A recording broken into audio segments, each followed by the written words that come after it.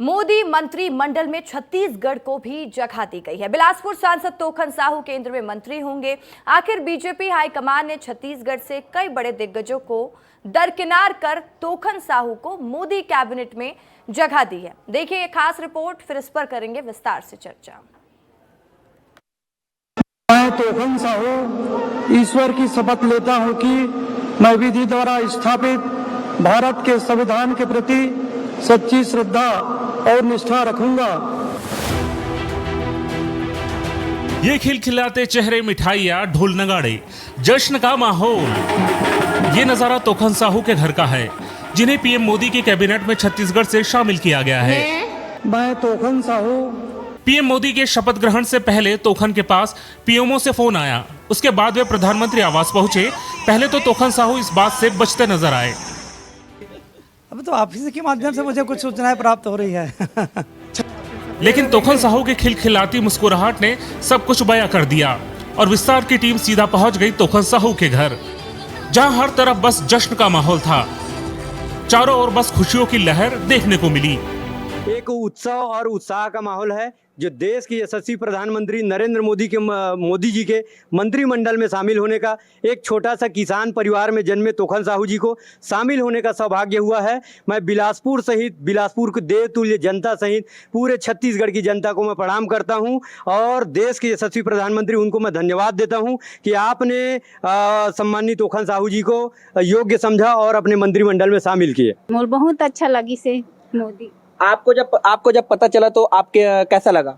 अच्छा लगा, बहुत अच्छा जी। मुझे बहुत ही खुशी हुआ कि पापा जी का फोन आया था 1 बजे कि बेटा मंत्री पद मिल गया करके, मंत्री में सम्मिलित कर लिया करके मंत्रिमंडल में। बहुत ही अच्छा लगा। मुझे बहुत ही खुशी हुई कि हमारे भैया को केंद्रीय मंत्री में शामिल किया गया। तो हम सभी दोनों बहनें यहाँ आए हैं, तो सब लोग हम लोग खुशी से यहाँ इकट्ठा हुए हैं अभी, और सभी परिवार एक साथ हैं यहाँ। तोखन साहू के 2024 लोकसभा चुनाव में छत्तीसगढ़ से एकमात्र वो चेहरा है जिन्हें मोदी कैबिनेट 3.0 में जगह मिली। एक किसान परिवार का बेटा जिसने पंच से अपनी राजनीति की शुरुआत की और पीएम कैबिनेट में जगह बनाई। छत्तीसगढ़ के बिलासपुर से सांसद, पहली बार के सांसद है तोखन साहू। पंच से लेकर सांसद तक का सफर तय किया। 2023 में लोरमी से विधायक चुने गए थे। कांग्रेस प्रत्याशी देवेंद्र यादव को हराया। 1,64,000 से वोटों से जीत हासिल की। तोखन साहू के गांव में खुशी की लहर है। जमकर आतिशबाजी की जा रही है। तोखन साहू ने पहली बार लोकसभा की दहलीज पर कदम रखा है। वे बेहद साधारण किसान परिवार से आते हैं। तोखन साहू ने बिलासपुर लोकसभा सीट से 2024 के चुनाव में ऐतिहासिक जीत दर्ज की है। लोरमी के छोटे से गांव सूरजपुर से 1994 में पंचपद से अपने राजनीतिक जीवन की शुरुआत की और अब मोदी कैबिनेट में अपने कर्म पथ की निर्वहन करेंगे। Bureau report, star news. मैं संघ के राज्य मंत्री के रूप में। तो देखिए, छत्तीसगढ़ से तोखन साहू को मोदी 3.0 में जगह मिली है। ऐसे में चलिए एक नजर डालते हैं कि आखिर छत्तीसगढ़ से कितने सांसद केंद्र पहुंचे हैं। कितने सांसद पहुंचे केंद्र, हम आपको बता देते हैं। 2004 में कितने सांसद केंद्र में पहुंचे, तो देखिए बीजेपी के पास 2004 में 10 सांसद थे और कांग्रेस के पास 1 ही। यूपीए सरकार में किसी को मंत्री नहीं बनाया गया। 2009 में कितने सांसद थे, बीजेपी के पास 10 और कांग्रेस के पास फिर 1। कांग्रेस के चरणदास महंत को केंद्रीय राज्य मंत्री बनाया गया था। 2014 में 10 बीजेपी के पास सांसद थे और 1 कांग्रेस के पास। बीजेपी से विष्णुदेव साय केंद्रीय राज्य मंत्री बने थे। 2019 की बात कर लेते हैं, जब बीजेपी के पास 9 सीटें थी, कांग्रेस के पास 2 और बीजेपी ने रेणुका सिंह को केंद्रीय राज्य मंत्री बनाया था। 2024 में कितने सांसद हैं, बीजेपी के पास 10, क्योंकि 10 सीट भारतीय जनता पार्टी ने जीती है, तो 1 सीट कांग्रेस के पास है और बीजेपी ने तोखन साहू को मंत्री बनाया है। और इसी खबर पर विस्तार से चर्चा करने के लिए मृगेंद्र पांडे, छत्तीसगढ़ ब्यूरो चीफ, इस वक्त मेरे साथ लाइव जुड़ चुके हैं। उनसे समझेंगे कि आखिर इसका संकेत क्या है, आगे क्या स्थिति बन सकती है, राजनीति के लिहाज से वो इसको किस तरीके से देखते हैं। मृगेंद्र, कल हम बार बार ये अपडेट लेने की कोशिश कर रहे थे कि आखिर छत्तीसगढ़ से कौन मंत्री बनता है। बृजमोहन अग्रवाल का नाम सबसे पहले था, विजय बघेल का नाम दूसरे नंबर पर था, लेकिन ये बीजेपी है, यहाँ पर कुछ भी हो सकता सकता है। तोखन साहू को मंत्री तो बना दिया गया, लेकिन इससे क्या बीजेपी के कई दिग्गज नेता नाराज नहीं हो जाएंगे छत्तीसगढ़ में? देखिए, तोखन साहू को जातिगत समीकरण के आधार पर मंत्री बनाया गया है। छत्तीसगढ़ में ओबीसी वोटर बहुत ज़्यादा हैं। जिस छत्तीसगढ़ियावाद की शुरुआत कांग्रेस ने की थी, आज उसे बीजेपी ने पूरी तरह आत्मसात कर लिया। आप देखेंगे, राज्य सरकार हो या केंद्र में मंत्री बनाने की बात हो, स्थानीय नेता, छत्तीसगढ़िया नेता और ओबीसी नेताओं को प्रमुखता दी जा रही है। आपने एक सवाल किया कि क्या बाकी नेता नाराज नहीं होंगे। भाजपा एक अनुशासित पार्टी है। नेताओं की नाराजगी को अब उस स्तर पर रिकॉग्नाइज नहीं किया जा रहा है, क्योंकि केंद्र में जो भाजपा है वो काफ़ी ताकतवर है और अपने हिसाब से नेताओं की पोजीशनिंग करती है। बृजमोहन अग्रवाल हों या विजय बघेल हों, ये दोनों प्रदेश के बड़े नेता हैं, ताकतवर नेता हैं, लेकिन संगठन के आगे उन लोगों ने भी उन चीज़ों को स्वीकार किया और आज तोखन साहू को मंत्री बनने के बाद इन लोगों ने भी बधाई दी। तो कुल मिलाकर आप देख सकते हैं कि भाजपा जिस अनुशासन की बात करती है वो उनके इस फैसले के बाद भी नजर आ रहा है। जी, तो देखिए, अब देखने वाली बात होगी कि आखिर जो समीकरण मृगेन समझा रहे हैं कि जातिगत समीकरण को ध्यान में रखते हुए, साहू समाज को ध्यान में रखते हुए ये फैसला लिया गया है। लेकिन मृगेंद्र, एक संदेश और भारतीय जनता पार्टी ने दे दिया है। इस पूरे घटनाक्रम से, इस पूरी स्थिति से हम समझ सकते हैं कि ये भारतीय जनता पार्टी है। यहाँ पर ऐसा नहीं होगा कि पुराने चावल को ही हमेशा जगह दी जाएगी। नए नवेले युवाओं के लिए ये बड़ा अवसर के तौर पर भी देखा जा रहा है। मृगेन, जिस तरीके से तोखन साहू पर भारतीय जनता पार्टी ने भरोसा जताया है। निसंदेह आपने बहुत सही कहा कि नए चेहरों पे दाव लगाया जा रहा है। 2014 से इसकी शुरुआत हुई, जब लालकृष्ण आडवाणी और बड़े नेताओं को मार्गदर्शक मंडल में डाला गया। आज स्थिति राज्यों में भी, अलग अलग राज्यों में वो देखने को मिल रही है। हालांकि छत्तीसगढ़ को लेकर एक सवाल अभी भी बना है। यहाँ से लगातार 9 से 10 सांसद केंद्र लोकसभा में जाते हैं। केंद्र में भाजपा की सरकार है और एक मंत्री पद मिलता है, वो भी राज्य मंत्री का। आपको बता दें, मध्य प्रदेश के समय जब 1999 में अटल बिहारी जी की सरकार थी, उस समय छत्तीसगढ़ से 3 मंत्री हुआ करते थे, रमेश बैस हो, चाहे रमन सिंह हो या दिलीप सिंह जूदे हो। उसके बाद उतनी बड़ी संख्या में मंत्रिमंडल में शामिल नहीं हो पाया कोई भी आदमी। एक का आंकड़ा 1 से 2 नहीं हो पाया, वो चिंता का विषय है और उसको लेकर छत्तीसगढ़ के नेता आपस में मंथन भी कर रहे हैं। ठीक है मृगेन, तमाम जानकारी के लिए बहुत बहुत शुक्रिया आपका। तो चलिए खबरों में बढ़ेंगे आगे और बात कर लेते हैं बलौदाबाजार की। असामाजिक तत्वों के द्वारा गिरोधपुरी धाम में जैत खाम को खंडित करने से नाराज सतनामी समाज आज बलौदाबाजार में बड़ा प्रदर्शन करने वाला है और इसको लेकर कलेक्टर कार्यालय का घेराव किया जाएगा। आपको बता दें कि सतनामी समाज मामले की सीबीआई जांच की मांग कर इसको लेकर घेराव कर रहे हैं। घटना के मामले में 3 आरोपियों की गिरफ्तारी भी हो चुकी है।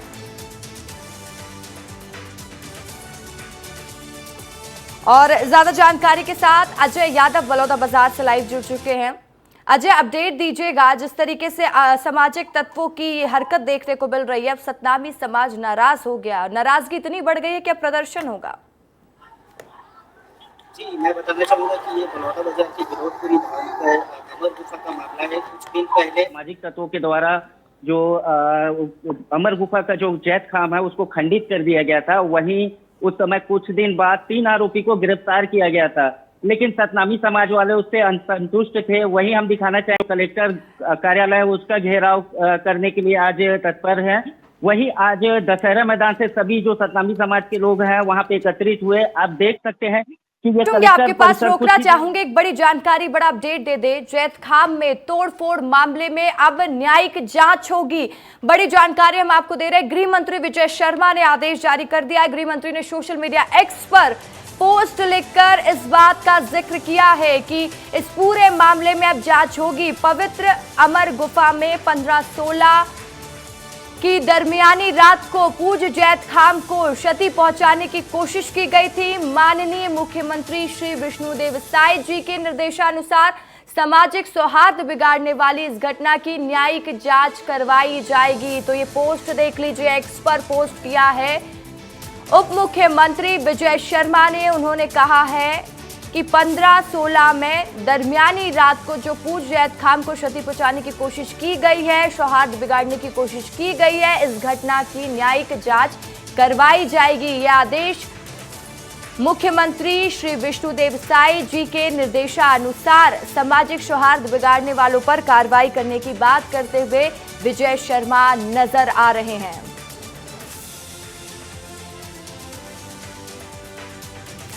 और इस पूरे मामले में लगातार हमारे साथ अजय जुड़े हुए हैं और न्यूज रूम से रवि मेरे सहयोगी लाइव जुड़ चुके हैं। रवि, हम लगातार देखते हैं कि जिस तरीके से चीजों को गलत तरीके से पोर्ट्रे करने की कोशिश की जाती है, या ये जो ताजा मामला है जैत खाम में तोड़फोड़ की गई, अब सतनामी समाज एक बार फिर से नाराज हो गया और कई बार हमने देखा सतनामी समाज की नाराजगी महंगी तो पड़ जाती है। रसिका, निश्चित रूप से सतनामी समाज लगातार एकजुट होने की कोशिश कर रहा है, क्योंकि जिस प्रकार से अमर गुफा में जैत खाम को तोड़फोड़ किया गया था उसके बाद से सतनामी समाज लगातार नाराज है। और नाराज इसलिए है क्योंकि इस पर न्यायिक जांच अब तक नहीं हुई है। हालांकि पुलिस ने 3 लोगों को गिरफ्तार किया था, 3 लोग जो बिहार के रहने वाले थे, जो ठेकेदार से उनके विवाद हुआ था जिस कारण से उन्होंने तोड़फोड़ किया था। और उसके बाद जो राज्य के यहाँ आरंग से विधायक है गुरु खुशवंत साहब और बालदास जो गुरु है सतनामी समाज के, तो दोनों ने जाके वहां पर फिर से जैत खाम की स्थापना की थी, पालू चढ़ा के पूजा अर्चना की थी। उसके बावजूद भी सतनामी समाज के जो क्षेत्रीय नेता है और सतनामी समाज के जो लोग हैं वो लगातार नाराज। चलिए, अब रवि, नाराजगी दूर भी होगी क्योंकि उप मुख्यमंत्री विजय शर्मा जो लगातार एक्शन मोड पर नजर आते हैं, उन्होंने कह दिया है कि न्यायिक जांच भी कराई जाएगी और जो भी दोषी पाया जाएगा उस पर कड़ी कार्रवाई भी होगी। रवि, लौटूंगे आपके पास, एक बार अजय का रुख कर लेते हैं। अजय, बताइएगा वहां इस वक्त स्थिति कैसी है? सबसे पहले ये जानना बेहद जरूरी है। जी, मैं बता दूं कि ये जस्ट कलेक्टर कार्यालय के कुछ दूर पहले ये जो सतनामी समाज के जो है जितने भी यहाँ के युवा है सारे के सारे जो है कलेक्टर घेराव के लिए अभी आए हुए हैं। देख सकते हैं पुलिस बैरिकेडिंग है और वहाँ के जितने भी युवा है वो पूरी तरह कलेक्टर घेराव तक, कलेक्टर परिसर तक पहुँचने के लिए तत्पर है। लेकिन ये जो आज का जो घेराव जो है बलौदा बाजार के कलेक्टर घेराव का, ये जो है सतनामी समाज के द्वारा जो सीबीआई की मांग के लिए जो आज कलेक्टर परिसर का जो है वो घेराव किया गया है।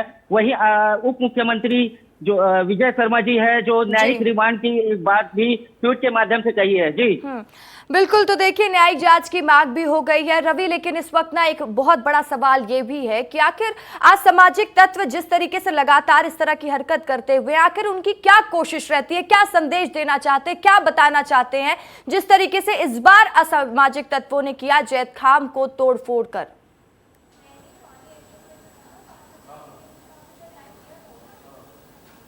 जी रवि। रसिका, देखिए असामाजिक तत्वों के द्वारा जो तोड़फोड़ किया गया था वो समाज में बहुत बड़ी नाराजगी का कारण बना और अब सरकार के लिए भी एक बड़ी चुनौती बन गई है कि समाज को कैसे उनको समझाया जाए, क्योंकि लगातार समाज ये कह रहा है कि सीबीआई जांच होनी चाहिए, केंद्रीय जांच होनी चाहिए, लेकिन राज्य सरकार ने न्यायिक जांच की घोषणा कर दी है। डिप्टी सीएम विजय शर्मा ने इसके लिए ट्वीट करके जानकारी दे दी है कि इस मामले में न्यायिक जाँच हो। उनको यह आभास था कि अगर सतनामी समाज के लोग एकजुट हो गए और सभी के सभी धरना प्रदर्शन करने लगे तो ये एक दिन का प्रदर्शन नहीं होगा, आने वाले समय में बहुत बड़ा ये प्रदर्शन हो सकता है। इसीलिए इसको ध्यान में रखते हुए न्यायिक जांच का ऐलान कर दिया गया है। लेकिन सतनामी समाज के जो लोग हैं वो आक्रोशित है और आज बलौदाबाजार जिले में कलेक्टर घेराव करने के लिए दूर दूर से, सिर्फ रायपुर से नहीं, बलौदाबाजार से नहीं, आसपास के और जिलों से वहां से लोग इकट्ठे हो रहे हैं, सारंगढ़ से लोग आ रहे हैं। तो एक बहुत बड़ा प्रदर्शन वहां पर देखने को मिलेगा। और जो जिस प्रकार से न्यायिक जांच की बात कही गई है, तो न्यायिक जांच जब पूरी कंप्लीट हो जाएगी उसके बाद किस प्रकार की कार्रवाई की जाएगी वो भी देखने वाली बात होगी। लेकिन रसिका, वो पूरा मामला क्या था उसको भी मैं समझाना चाहूँगा, क्योंकि अगर इसको समझा दिया जाए तो दर्शकों को समझ में भी आएगा कि सतनामी समाज आखिर नाराज क्यों है। तो उनकी नाराजगी के पीछे कारण ये था कि 15-16 मई जो पिछले महीने के रात में हुआ ये था कि कुछ ठेकेदार है जो वहाँ पे पानी टंकी का निर्माण करवा रहे थे, पास में ही एक गाँव था और पानी टंकी का निर्माण लगभग 90% हो गया था और उनको पैसा देना था 3 लाख रुपए ठेकेदार के द्वारा। और ठेकेदार जो है वो सतनामी समाज का था और उस ठेकेदार ने पैसा नहीं दिया। इसी कारण से वो जो 3 लोग थे जो काम करने वाले लोग थे, पानी टंकी का निर्माण करने वाले लोग थे, वो नाराज हो गए और उसकी नाराजगी का बदला लेने के लिए उस समाज के जो आदर्श है, उस समाज का जो पूजा स्थल है, वहाँ पे जाकर उन्होंने आक्रमण किया और रात को वहाँ के जो जैत खाम है उसको उन्होंने काट दिया। इसको काटने के बाद से वहाँ सतनामी समाज के लोग लगातार नाराज होते गए और इस पर जांच की मांग की जा रही थी, लेकिन ये जो प्रक्रिया है वो बहुत लंबी चली गई। 1 महीने तक सिर्फ उनको गिरफ्तार किया गया, लेकिन कोई इसमें न्यायिक जांच नहीं हुई, इसीलिए समाज लगातार नाराज था और नाराजगी का कारण है कि सरकार ने न्यायिक जांच की बात कह दी है, लोग मांग कर रहे हैं कि इस पर सीबीआई जांच हो। आगे जांच में क्या कुछ पहलू सामने आते हैं, क्या आगे कंडीशन बनती है, उस पर भी विस्तार से हम चर्चा करेंगे। फिलहाल के लिए रवि और अजय, आप दोनों का बहुत बहुत शुक्रिया। तो एक और बड़ी खबर आ रही है। देखिए, जम्मू कश्मीर में हुए आतंकी हमले पर सीएम ने दुख जताया। सोशल मीडिया प्लेटफॉर्म एक्स पर घटना की निंदा की है। लिखा है कि जम्मू कश्मीर के रियासी जिले में शिव खोड़ी मंदिर से तीर्थयात्रियों को ले जा रही बस पर हुए आतंकी हमले में 10 लोगों के निधन की दुखद खबर आ रही है। हमले में कई लोगों के घायल होने की भी खबर है। आतंकियों द्वारा किया गया ये कायराना हमला अत्यंत निंदनीय है। इसकी कड़ी निंदा करता हूं। इस बात का जिक्र करते हुए मुख्यमंत्री विष्णुदेव साय नजर आए। ईश्वर से दिवंगत आत्माओं की शांति एवं शोकाकुल परिजनों को संबल प्रदान करने व घायलों के जल्द से जल्द स्वस्थ होने की प्रार्थना करता हूं। तो चले, एक और बड़ी खबर रायपुर से ही सामने आ रही है, जहां 2 मंत्री पदों के लिए दावेदार सक्रिय हो चुके हैं। साय सरकार में 2 मंत्री पदों के लिए उठा पटक भी अब शुरू हो चुकी है। लोकसभा चुनाव संपन्न होने के साथ ही अब छत्तीसगढ़ की राजनीति में नया मोड़ आ चुका है। कैबिनेट मंत्री बृजमोहन अग्रवाल के सांसद चुने जाने के बाद एक सीट खाली हो चुकी है। साय मंत्रिमंडल में पहले ही एक मंत्री पद खाली था। अब बृजमोहन अग्रवाल के सांसद बनने के बाद 2 मंत्री पद खाली हो चुके हैं, यानी 18 जून तक विधानसभा की सदस्यता से इस्तीफा दे देंगे बृजमोहन अग्रवाल, क्योंकि अब वो सांसद बन चुके हैं। मंत्री बनने के दौड़ में कई बड़े नेताओं के नाम शामिल है। अजय चंद्राकर का नाम शामिल है, राजेश मूणत का नाम शामिल है, अमर अग्रवाल का नाम शामिल है, तो वहीं धर्मलाल कौशिक भी रेस में, लता उसेंडी भी इस रेस में है। लेकिन ये भारतीय जनता पार्टी है, यहाँ कब क्या हो जाए कुछ कहा नहीं जा सकता है। अब देखने वाली बात होगी किसको मिलता है मंत्री पद। मंत्रियों की नियुक्ति भी संगठन के पाले में है। और ज्यादा जानकारी के साथ मेरे सहयोगी रायपुर से खोमन साहू मेरे साथ लाइव जुड़ चुके हैं। खोमन, वैसे तो मैंने पहले ही दर्शकों को बता दिया कि बीजेपी है, यहाँ पर कुछ भी हो सकता है। 2 मंत्री पद खाली होने वाले हैं और 2 मंत्री अब साय कैबिनेट में शामिल होंगे। कौन हो सकते हैं वो चेहरे, किन नामों पर चर्चा ज्यादा है, विस्तार से बताइएगा खोमन। देखिए रसिका, इस पर एक लंबी फेहरिस्त है नेताओं की, चाहे मैं पूर्व मंत्री अजय चंद्राकर की बात करूं, पूर्व मंत्री अमर अग्रवाल की बात करूं, या पूर्व मंत्री ऐसे लता उसेंडी है। इसके अलावा पूर्व में नेता प्रतिपक्ष रहे भी हैं, धर्मलाल कौशिक है जो पूर्व में विधानसभा के अध्यक्ष भी रहे हैं। तो ऐसे कई दिग्गजों के नाम हैं जो तैर कर सामने आ रहे हैं, चर्चा का विषय बन रहे हैं। लेकिन इसके इतर बात करूं तो आपने कल ही देखा किस तरीके से केंद्रीय मंत्री जो तोखन साहू को बनाया गया है वो चौंकाने वाले नाम है, क्योंकि जो 3 नाम पहले चल रहे थे उनमें से नहीं बनाया गया। तो इस बार भी यही उम्मीद की जा रही है, जो 2 सीट बची है रसिका, उस पर ऐसे चौंकाने वाले नाम सामने आ सकते हैं।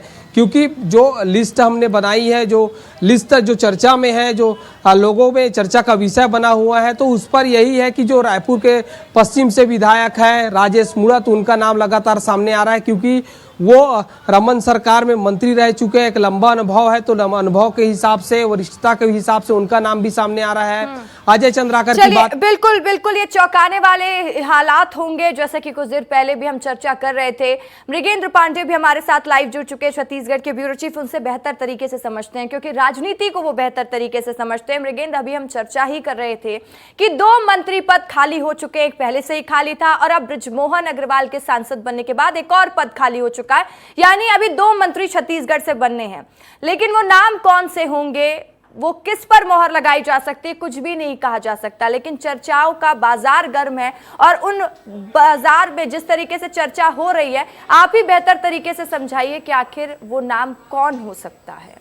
देखिए, जिस तरीके से बीजेपी ने केंद्र में साहू समाज के प्रतिनिधि को भेजा है और 2 सीटें जो खाली हो रही हैं, एक बृजमोहन अग्रवाल के इस्तीफे के बाद खाली होगी, दूसरी जो है जो आमतौर पे परंपरा रही है, सतनामी समाज से 2 मंत्री बनाए जाते हैं, चाहे वो कांग्रेस सरकार रही हो या बीजेपी सरकार। तो अभी वर्तमान में 1 मंत्री हैं दयालदास बघेल, दूसरे के लिए सतनामी समाज से डोमन कोरसेवाड़ा और आरंग विधायक जो हैं गुरु खुशवंत, उनका नाम आ रहा है, प्रमुखता से नाम आ रहा है। इन नामों पर विचार करेगी पार्टी। इसके अलावा जनरल कोटे से रायपुर उत्तर के विधायक पुरंदर मिश्रा का नाम आ रहा है। आपने भी कहा, खोमन ने भी बताया कि जो पुराने नेता हैं उन पर पार्टी दाव लगाने से थोड़ा बच रही है। नए नेताओं को क्योंकि आगे की 20 साल की पॉलिटिक्स के हिसाब से बीजेपी काम कर रही है, तो जो नाम आ रहे हैं अजय चंद्राकर हों या राजेश मूणत हो, इन नामों पर चर्चा की जगह पार्टी नए नामों पे चर्चा करेगी। बिल्कुल मृगेन, सवाल यही है और यही लग रहा है, जैसा कि आप भी बोल रहे हैं, हम कुछ दिन से एक बीजेपी का फॉर्मेट देख रहे हैं। बीजेपी नई स्ट्रैटेजी के साथ काम करती है। बीजेपी ने बता दिया है कि हम हर किसी को अवसर देंगे,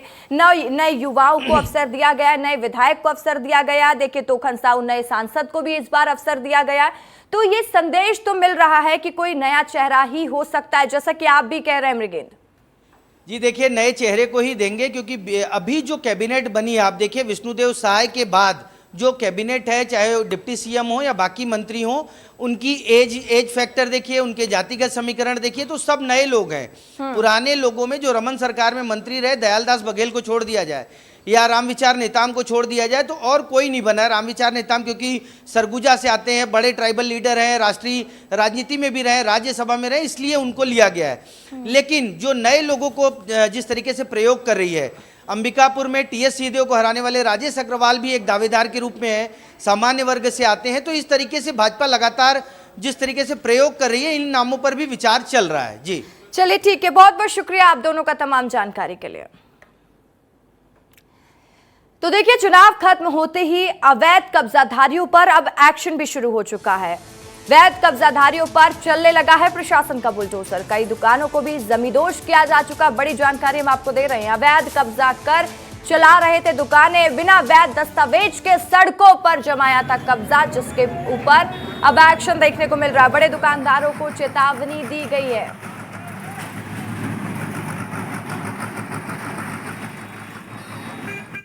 ये संडे मार्केट में कार्रवाई चल रहा है, यहाँ हमेशा कार्रवाई चलता है मगर लोग मानते ही नहीं है। 2 दिन पहले से मुलाजी करवाया है। जिनका अतिक्रमण है, नाली के ऊपर कब्जा है, हटवा ले, अन्यथा निगम द्वारा सख्ती कार्रवाई की जाएगी। सर के लोगों को इनको खुद को समझना चाहिए।